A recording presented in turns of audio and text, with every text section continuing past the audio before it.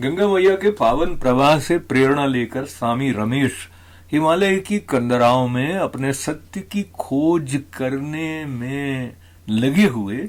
ऐसे साधुओं के पास उनकी रोजमर्रा की आवश्यकताओं को पूरा करने के लिए एक उत्तरदायित्व जो अपने ऊपर लिए हैं, उसका निर्वहन कैसे होता है।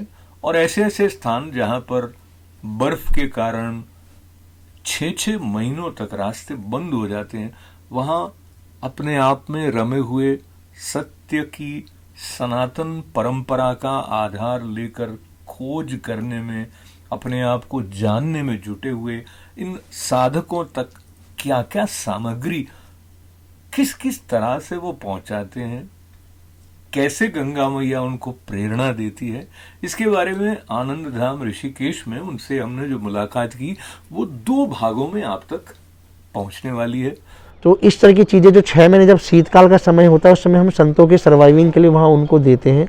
वस्त्र में हम जुराब देते हैं, अपर लोअर इनर देते हैं, स्वेट शर्ट देते हैं, कोट देते हैं गर्म उनको पहनने के लिए, कैप देते हैं 2-2 3-3 उनको, और कपड़ा देते हैं गेरुआ, वाइट वालों को वाइट टी शर्ट्स देते हैं उनको, इस प्रकार के कंबल ओढ़ने का देते हैं, चद्दर बेडशीट बिछाने की देते हैं, पिलो कवर्स देते हैं उनके लिए, क्योंकि उनके पास उस तरह के कोई साधन नहीं होते हैं। वो अगले साल तक, क्योंकि वो साधु वहाँ पे अंदर गुफा में धुआं जलाता है, अग्नि डालता है, तो वो सब खराब भी हो जाते हैं, ऐसा नहीं। तो वो हर वस्तु की जो उनकी आवश्यकता, उन चीज़ों की हम लोग पूर्ति करते हैं।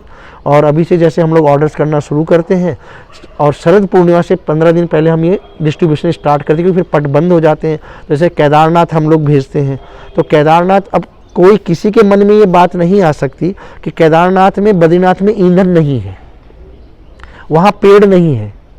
तो जो 20-18 साधुओं को प्रशासन वहाँ रखता है, अनुमति देता है साधु समाज की तरफ से कि ये साधु वहाँ रहेंगे। तो आज से, कोविड से पहले तक मिट्टी तेल दिया करता था प्रशासन, आज 3 साल से मिट्टी तेल प्रशासन ने बंद कर दिया। हमारी डीएम से बहुत ज़्यादा इस विषय पे बात हुई, हमारे स्वभाव के विपरीत हमारी बहस भी हुई उन लोगों से, पर प्रशासन ने हाथ खड़े कर दी कि मिट्टी तेल हम प्रोवाइड नहीं कर सकते। तो हम जैसे केदारनाथ है, अगर हम एक छोटा सा एग्जाम्पल दें, केदारनाथ में ईंधन के लिए अगर आपने कितना भी राशन दे दिया हो और ईंधन नहीं है उनके पास में, तो उस काम का नहीं है उनके, तो हम उनको लकड़ी का कोयला भेजते हैं। 2 तरह के कोयले आते हैं, एक पत्थर कोयला, एक लकड़ी कोयला। पत्थर कोयला वहाँ जलता नहीं है, और लकड़ी कोयला तुरंत जल जाता है और थोड़ी देर तक उसमें अग्नि रहती है और हल्का होता है वो। पत्थर कोयला तो इतना बड़ा ही 50 किलो का एक हो जाएगा। तो हम पत्थर कोयला नहीं भेज करके लकड़ी कोयला वहाँ भेजते, क्योंकि साधु हवन भी करता है, साधु अपना अनुष्ठान भी करेगा, साधु अपना भोजन भी तैयार करेगा, प्रसाद भगवान का भोग भी तैयार करेगा, तो उसके लिए आवश्यकता है। तो हम ऋषिकेश में, हम लास्ट ईयर का अगर आपको एग्जांपल दें तो 4300 रुपीज़ पर कुंटल हमने कोयला खरीदा। एक साधु को 4-4, 5-5 कुंटल कोयला देना होता है। ये हम कम देते हैं, आवश्यकता ज़्यादा है पर हमारे बजट में इतना ही होता है, तो हम थोड़ा थोड़ा सबको देने का प्रयास करते हैं। तो हम 4300 रुपये ऋषिकेश में पर कुंटल कोयला खरीदते हैं। यहाँ से हमारी गाड़ियाँ उसको गौरीकुंड लेके जाती हैं। इस ट्रांसपोर्टेशन की मैं चर्चा नहीं कर रहा हूँ, इसमें डीजल लगता है, और हमारे सारे विद्यार्थी और जो हैं ये सब के सब उसमें लोड करते हैं, अनलोड करते हैं। इन सब का भी इतना सौभाग्य, आप देखिए, इतने दूर क्षेत्र के साधुओं की सेवा का सौभाग्य इनको यहाँ बैठे बैठे मिल रहा है। ये धन से नहीं कर सकते, पर तन और मन से पूरी निष्ठा से करते हैं। इनके बिना मेरी सेवा अधूरी है। ये सब अंग है हमारे, एक इशारे से ये इतना इतना वजन, ये छोटे छोटे बच्चे 60-60, 70-70 किलो उठा लेते हैं, और ऐसे भागते हैं, ये ऐसे गुफाओं में भाग भाग के सेवा करते हैं। 1-1.5 किलोमीटर चले जाते हैं उठा के सामान, अपने बल से अधिक। तो गौरी कुंड से केदारनाथ धाम कोयला पहुंचाने के लिए एक खच्चर वाला 75 किलो उठा वजन के लिए 5500 रुपये चार्ज करता है। 5500 रुपीज़ 75 kg के लिए, एक कुंटल में 25 किलो फिर भी बच गया। तो जितने का कोयला नहीं है उससे ज़्यादा का उसका ट्रांसपोर्टेशन है। तो अगर 50 कुंटल कोयला भेजना है आपको तो काफ़ी महंगा हो गया। तो ये हम अगर किसी को बताएंगे तो उसको यकीन ही नहीं होता। आदमी बोलता है कि हम कोयले में क्यों दान देंगे, हमारे पास नहीं है। और हम किसी को बोलेंगे 5500 रुपये खच्चर का ढुलाई हमको चाहिए, तो आदमी उसको प्रैक्टिकली रिलेट ही नहीं कर पाता कि ऐसी भी कोई सेवा हो सकती है। पर जब एक बार कोई साथ चला जाता है ना, तो फिर हमारे शब्दों की आवश्यकता नहीं है। वो जब अपनी आंखों से सब देखता है और देखता है कि स्वामी जी इतने सिस्टमेटिक तरीके से एक एक चीज दे रहे हैं, एक एक चीज पहुंचाते हैं। सुई की, एक साधु की कुटिया में बल्ब की भी CFL की अशोक जी आवश्यकता होती है ना, तो वो ऊपर से मैसेज भिजवाते हैं कि स्वामी जी सामान आए तो हमारे को 5 मीटर डोरी भेजिएगा तार की, हमको 1-2 CFL भेजिएगा, हमारी नल खराब हो गई है तो हमारे को नल भेजिएगा, हमारे को ये सामान भेजिएगा। तो गंगा माँ की कृपा से बहुत सारे साधु हैं वो सहज ही आपको माँ रूप में देख लेते हैं, क्योंकि गंगा माँ का जो भाव है वो उन तक, जो उनकी आवश्यकताओं की पूर्ति में जितनी प्रेम और जितना एक वात्सल्य का भाव लेकर आप निमित्त बनते हैं वो सब पहुंचने के लिए।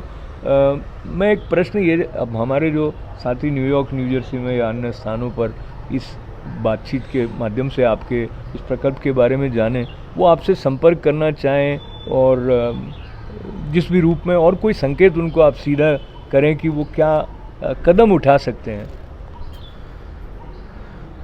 अगर गंगा मैया आप सबके अंदर में, आप सबकी जो हमारा जो कर्तव्य बोध है सदगृहस्थ होने के नाते, जो भी देखिए 2 तरीके से हमारे जीवन का रक्षण है, एक आंतर जगत है, एक बाह्य जगत है। बाह्य जगत की रक्षा के लिए हमारे यहाँ हमारे सभी जगह पुलिस है, हमारी बाह्य जगत की रक्षा के लिए हमारे बॉर्डर्स में हमारी सेनाएं हैं, IDP भी है। ऐसे सभी राष्ट्र की अपनी अपनी सुरक्षा की एजेंसियां हैं, जिसमें रॉ है, इंटेलिजेंस है, सब तरह की बहुत तरह की चीज़ें हैं। तो ये सब सुरक्षा के लिए हम लोग इतना इतना कर देते हैं, इतनी इतनी चीज़ें देते हैं। ऐसे सनातन धर्म ने जो पद्धति करी कि हमको अपने जीवन में अपनी कमाई का, अपने उपार्जन का, और गीता जी में तो भगवान ने साफ साफ कहा कि अगर कोई व्यक्ति नहीं करता तो वो चोर है। अगर आप तो गीता जी पे इतना अच्छा बोलते हैं, तो उसके अंदर में गीता जी में भगवान और सभी महापुरुषों के मुख से कहा कि जो भी आप उपार्जन करते हैं उसमें समाज के लिए 10% आपको देना चाहिए। ये हमारे यहाँ दान की एक पद्धति मानी गई है कि दान क्यों करना, कि दान समाज ने जो आपको दिया है, हम जो भी आज हैं इसमें हमारे आसपास सराउंडिंग सब चीज़ का, इस सूर्य का, इस हवा का, इस धरा का, इस प्रकृति का, इस पशु पक्षियों का, हमारे सराउंडिंग जो हमारे रिश्तेदार लोग, हमारे जो मित्र लोग हैं, जो हमारे शुभचिंतक हैं, हमारे जो शत्रु हैं, सबका योगदान है। हम प्रत्यक्ष अप्रत्यक्ष उससे प्रभावित होते भी हैं और नहीं भी होते, दोनों प्रकार की बात है। तो समाज के ऋण से उऋण होने के लिए ये 10% धर्म ने दान की, और उस पैसे को शुद्ध करने के लिए, पवित्र करने के लिए इस व्यवस्था का निर्माण किया। समय आने पे इसमें कई तरह के छिद्र आए, कई तरह की बातें हुई और लोग इससे दूर होते चले गए। वो उनका अपना अपना समझ का तरीका है, उसमें मैं बहुत विशेष नहीं बोलना चाहूँगा।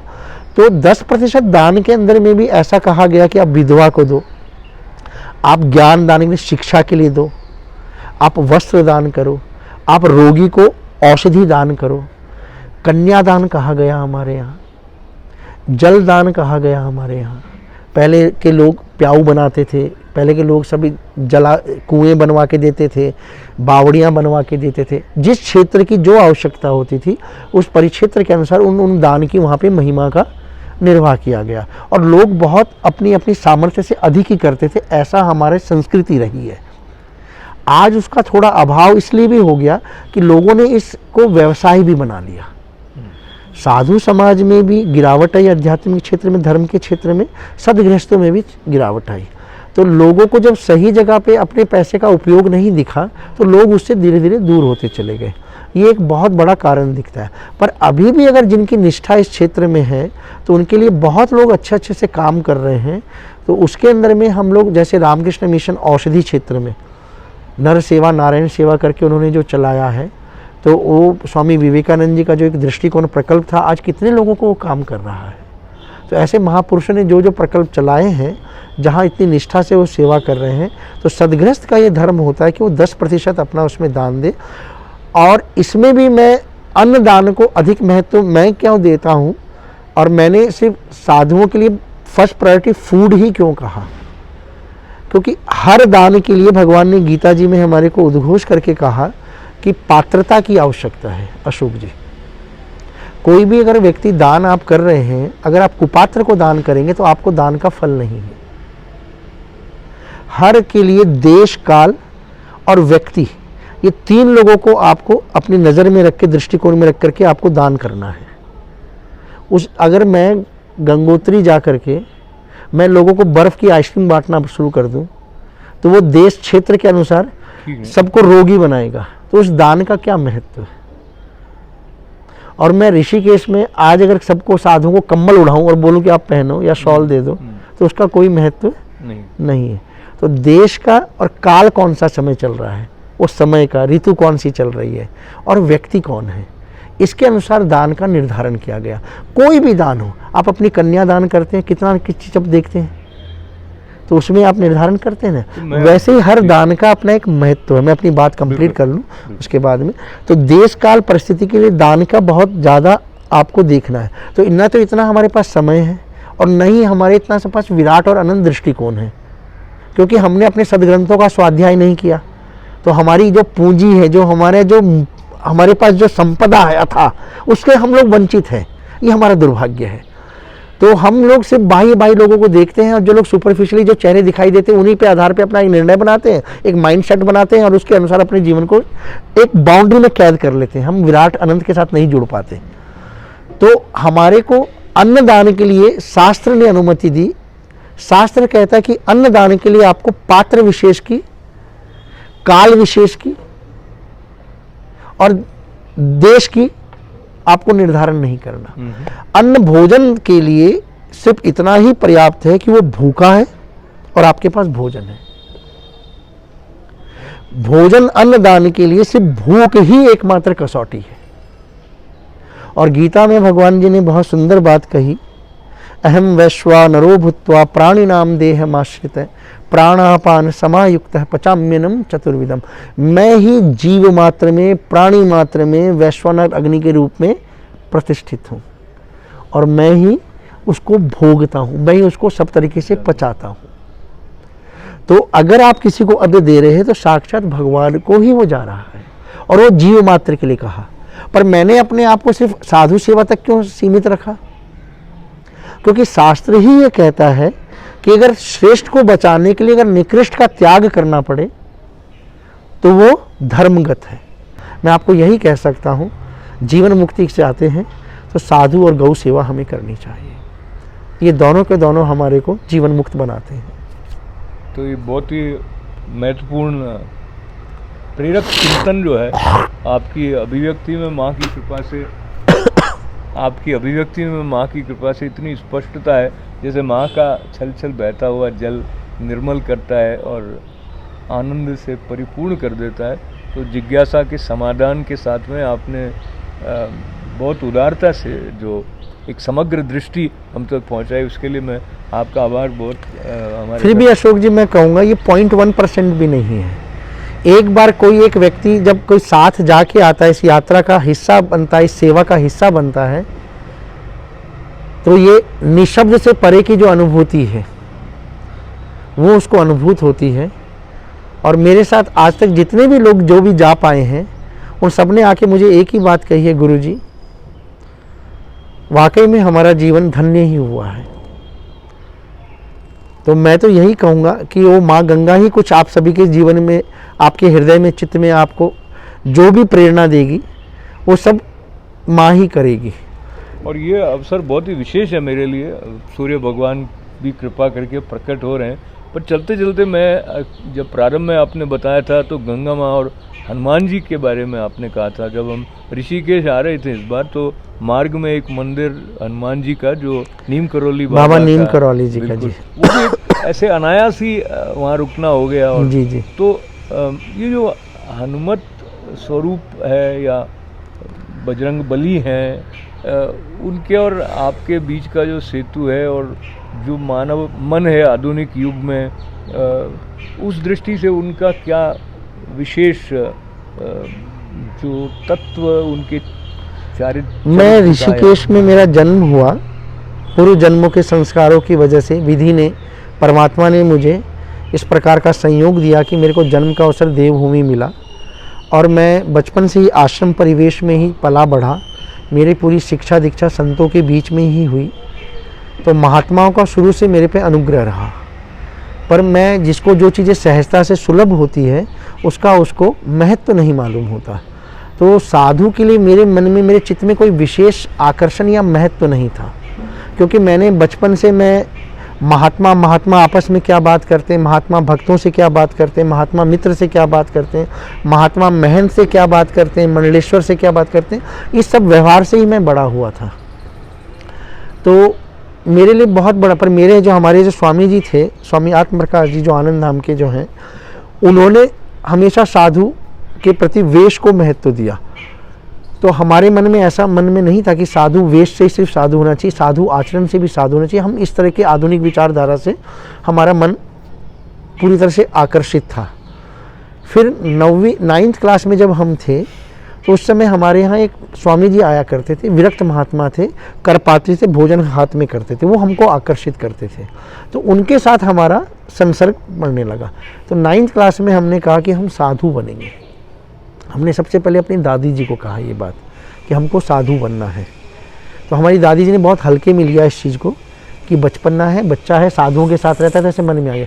पर जब हम उनको लगातार 7 दिन 8 दिन यही बात दोहराते रहे कि हमको साधु बनना है, तो हम रात्रि में उनके साथ सो रहे थे, तो उन्होंने हमारी उंगलियों में ऐसे बालों में हाथ फेरते हुए हमें कहा, तो जिसको मैं अपने इस आध्यात्मिक जीवन का पहला गुरु मंत्र जिसको मैं मानता हूँ। तो उन्होंने मुझे एक बात कही, उन्होंने मुझे कहा साधु बनना, स्वादु नहीं। मैं बच्चा था, छोटा इसकी उम्र का रहूँगा, तो मेरे मन में आया कि हम आश्रम में इतने भंडारे करते हैं, साधु भंडारे खाने के लिए आते हैं, तो ये बोल रही माँ बोल रही, मैया जी बोल रही हैं कि स्वादु नहीं बनना, मतलब भोजन भट्ट नहीं बनना। तो मैंने, क्योंकि मेरे को कभी भोजन का अभाव नहीं था, तो मुझे कभी लगा ही नहीं कि भोजन के पीछे क्या जाना है। तो मैंने उनको वचन दिया उसी समय रात्रि में उठ करके कि मैया जी मैं आपको वचन देता हूँ कि मैं कभी स्वादु नहीं बनूंगा। उस समय मुझे नहीं पता था कि इस स्वादु शब्द का इतना विस्तारित अर्थ है कि हर इंद्रिय का अपना स्वाद है, मन का अपना स्वाद है। क्या बात। और मैंने सहजता से उनको वचन दे दिया। ये तो जब मैं आध्यात्मिक जगत में मेरा प्रवेश हुआ, गुरुजनों की सन्निधि में बैठना हुआ, तो मुझे स्वाद शब्द का इतना अस्तर पता चला कि स्वाद क्या क्या चीज में है। पर वचन तो वचन था। तो मेरी अपनी सामर्थ्य नहीं थी कि मैं अध्यात्म जगत के उपलब्धियों में पारंगत हो जाऊं, या मैं जो इसमें चित्त की अवस्था पे, मन के स्तर पे, बुद्धि के स्तर पे जो इसमें अवरोध ऑब्स्टेकल्स आते हैं उनको पार पा जाऊं। तो मैं आपको बहुत बहुत स्पष्टीकरण से बोलूँगा, इसमें मेरे ही दोष दर्शन था, कहीं महापुरुषों का अभाव नहीं था, ये मैं आज कह सकता। पर उस समय मेरे चित्त की अवस्था ऐसी थी कि मैं सभी संप्रदायों में किया, मैंने बहुत भारत में भ्रमण किया, मैं हर छोटे से छोटे विरक्त महात्मा से लेकर ऊंचे से ऊंचे महात्मा तक गया, पर मेरे को गुरु रूप में किसी के प्रति भी मेरी श्रद्धा नहीं, मेरी प्रकट नहीं हुई। मैंने सबका समावेश किया, सबकी सन्निधि प्राप्त करी, सत्संग किया, बहुत असंख्य लोगों का, मैं उनके नाम नहीं बताना चाहूँगा किसी का भी, पर मैंने ऐसा जीवन में करीब 7 वर्ष पूरी निष्ठा से किया। मुझे जहाँ जो पता चलता था वो मैंने 100% करता था, और मैंने जब 100% किया तो ही आज मैं सबसे असंग होकर के यहाँ पे बैठा हूँ। अगर मैं कहीं भी आधा अधूरा करता तो मैं सब में आज लिप्त रहता। तो मैंने ये जब भ्रमण किया तो मेरी भ्रम की निवृत्ति हुई। तो मैंने गुरु ढूंढने के लिए 7 वर्ष लगाए अपने जीवन के, और पूरी निष्ठा से लगाए। तो मुझे महापुरुषों ने बाद में कहा कि जब आपका ऐसा है, और मेरी इस बात में बड़ी निष्ठा थी कि बिना गुरु के मुक्ति या जीवन की जो परम लक्ष्य की प्राप्ति वो पूर्ति आपको नहीं होगी। तो इस विषय में मेरे मन में ये अभाव मुझे खटकता था। तो जिस प्रकार का मैं अपने जीवन में अपने गुरु को देखता था कि मेरे गुरु में ये चीज़ मेरे लिए होनी चाहिए, क्योंकि मैं उन सब चीज़ों को पालन करता था। मैं अगर अपने गुरु में सत्य चाहता था तो मैं सत्य पालन करता हूँ। मैं ब्रह्मचर्य का पालन करता था तो मैं ब्रह्मचर्य का पालन करता था। मैं अपने बोध को, अपने ज्ञान को अक्षरश जीता था। तो मुझे सामने वाले व्यक्तित्व में भी वो चीज़ के साथ साथ आत्मबोध चाहिए था। तो किसी व्यक्ति विशेष में मेरी निष्ठा नहीं बनने के कारण से एक बार मैं अपने जीवन में बहुत ज़्यादा परेशान था गुरु तत्व को लेकर के ही। बद्रीनाथ जी की बात है, वहाँ मुझे एक महात्मा मिले, तो उन्होंने मुझे पहली बात कही कि कृष्णम वंदे जगत गुरु। तो मैंने उनसे कहा कि उनसे मेरा गुरु का नाता नहीं है, क्योंकि वो मेरे इष्ट हैं, भगवान कृष्ण मेरे इष्ट हैं, तो इसके साथ मेरा गुरु का संबंध नहीं हो सकता, क्योंकि गुरु तो सखा जैसा होता है, वो आपको हाथ पकड़ के चलाता है। तो उन्होंने मुझे ऐसे चलते चलते ही बोला, एकादशी गुफा है बद्रीनाथ जी में, उसके पास में मैं टहल करके आ रहा था, उन्होंने कहा हनुमान जी की शरण ग्रहण कर।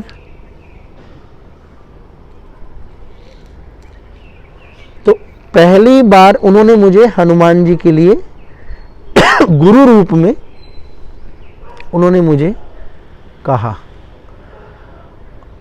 और भगवान बद्रीनाथ की बड़ी कृपा थी, साक्षात बद्रीनारायण ही मेरे लिए वो पधारे थे। और मैं जिस समय वहाँ जिस गुफा में था, जिस महात्मा के साथ में, मैं अतिशयोक्ति नहीं लेना कोई भी, जब मैं अपने ध्यान में बैठा और मैंने गुरु तत्व के लिए जब आह्वान किया, प्रार्थना करी हृदय से, तो हनुमान जी महाराज ने मुझे साक्षात अपना मार्गदर्शन प्राप्त किया दिया।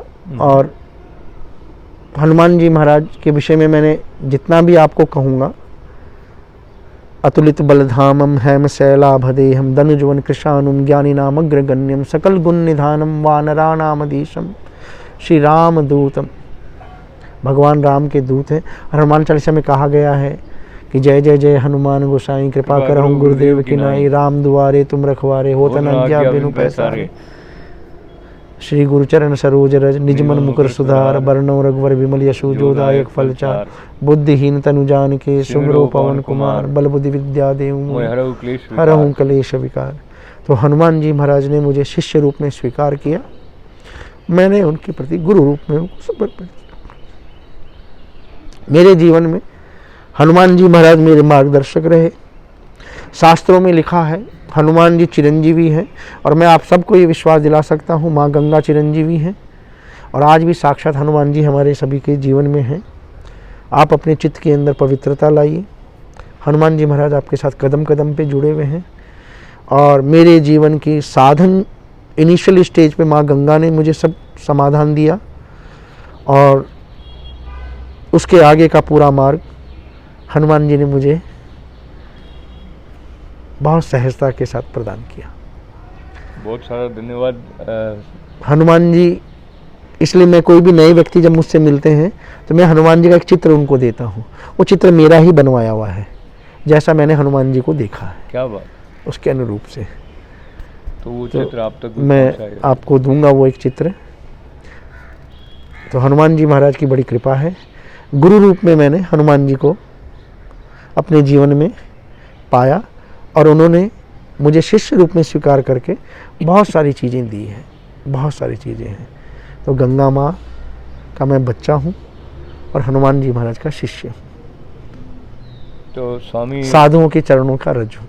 क्या बात। स्वामी रमेश जी के पास बैठे हुए उनका जो विलक्षण व्यक्तित्व है, उसमें किस प्रकार से माँ गंगा की कृपा है, और किस प्रकार से गुरु रूप में हनुमान जी महाराज की कृपा है, उसके दर्शन हमको होते भी हैं, और वो एक अलग प्रकार के विस्मित आनंद से भर भी देते हैं। और ये एक अनूठी सी जो संवाद यात्रा अनुभूति पर हमें और उन्नत करने में सहायक होगी, ऐसी आस्था लेते हुए मैं पुनः इसको रेखांकित करना चाहूँगा कि जो 600 साधु हिमालय में विराजमान हैं, उनके साथ आप सीधे सीधे स्वामी रमेश जी के माध्यम से भी जुड़ने का लाभ ले सकते हैं। और विवरण आप तक मैं भी व्यक्तिगत रूप से पहुँचा, और कुछ नाम मुझे एकदम स्मरण हो रहे हैं जिनके साथ मैं ये संवाद बांटते हुए महसूस कर सकता हूँ कि वो कितने प्रफुल्लित होंगे स्वामी रमेश जी से जुड़कर। और ये वैसे तो गोपनीय कार्य नहीं है, लेकिन इसके बारे में अधिक हमको पता भी नहीं है कि इतने साधु वहाँ पे चुपचाप अपनी साधना में निरत हैं। तो बौद्ध रूप में आलोक जो है वो हमारे लिए प्रकट हुआ आपके साथ बैठकर। मानव जीवन के परम लक्ष्य के लिए कितनी सहजता से प्रकृति ने हमारे लिए इन विभूतियों को आज भी दर्शन के लिए, अनुकरण के लिए और आदर के लिए हमारे लिए, हम सबके जीवन की सुरक्षा के लिए, संवर्धन के लिए और आत्मबोध पे मार्ग पे प्रशस्त होने के लिए इन बीजों को बचा के रखा हुआ है। मैं चाहता हूं कि आप इन बीज के बीच में जो वृक्ष और फूल और संभावनाएं बसी हैं, कभी अपने जीवन, अपने बहुत ज़्यादा आपके जीवन के जो आप लोगों ने अपने अपने जीवन के लक्ष्य निर्धारित किए हैं, उसमें से अपने अंतर जगत के मानव जीवन की परम सौभाग्य की उपलब्धि के लिए इन महापुरुषों की सन्निधि में आके बैठें और कुछ कुछ अपने अंदर इस सुगंध को फैलने दें, ताकि आप सभी का मानव जीवन भी धन्य हो। हम और सभी असंख्य लोगों की तरह ही जन्म और मृत्यु में ही बीच के छोटे से काल चक्र में फंस करके यूं ही नहीं चले जाएं, रीते रीते नहीं चले जाएं। इसलिए अब आप सभी आइए और इन महापुरुषों की सेवा करिए, इनकी सन्निधि करिए, ताकि कुछ न कुछ जीवन में हम अपने लिए, जिसके लिए हमारा ये मानव जन्म हुआ है, उसमें हम सभी लोग अपने अपने जीवन में अपने अपने प्रारब्ध के क्षय के साथ में हम अगले जन्मों की तैयारी कर सकें और आगे हमारा जीवन और उत्कृष्ट ऊर्जा के साथ में, चेतना की उपलब्धियों के साथ में आगे बढ़े। उन सभी के लिए आप इन सब के जरूर दर्शन करें, ऐसा मेरा आप सभी को आमंत्रण है। श्री मातेश्वरी क्षेत्र अन्न क्षेत्र आप सभी की सेवा के लिए आप सभी से हाथ आगे आपको रखती है। आप आगे हाथ बढ़ाइए, हमारा हाथ आगे बढ़ा हुआ है आप सबके लिए। जय श्री कृष्ण। जय श्री कृष्ण। जय माँ गंगे। जय माँ गंगे। साधु सेवा धर्म हमारो, काम न दुनियादारी से। क्या बात। जय श्री कृष्ण। जय श्री कृष्ण के साथ पुनः पुनः आभार स्वामी रमेश जी का। आपका मंगल कामनाओं के साथ आभार। अशोक व्यास को ऋषिकेश में आनंद धाम में इस प्रकार के सत्संग साक्षात्कार का जो अवसर गंगा मैया ने दिया, तो गंगा मैया को विशेष रूप से